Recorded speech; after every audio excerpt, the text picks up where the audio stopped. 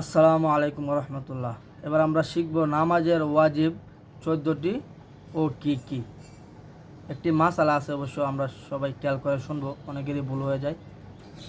নামাজে ভুলবশত কোনো ওয়াজিব যদি ছুটে যায় তাহলে নামাজ শেষে আমরা সেই সেজদা করে নেব।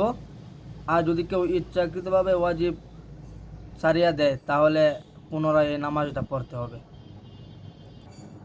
এটা ছিল মাসালা, এবং এখন আমরা জানবো 14টা ওয়াজিব কি কি।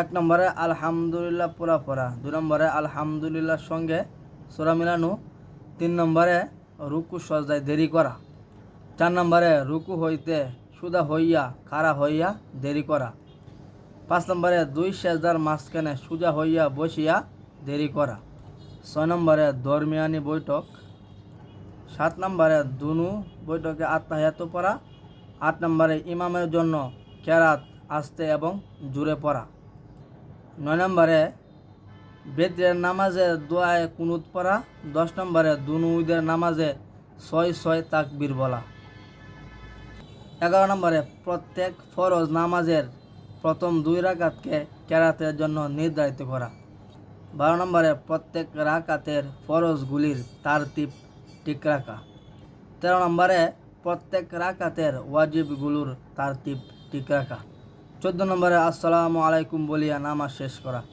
এই ছিল 14টি ওয়াজিব, নামাজের 14টি ওয়াজিব। আর মাসআলা আমরা সবাই খেয়াল করব, এইভাবে আমরা নামাজ আদায় করব ইনশাআল্লাহ।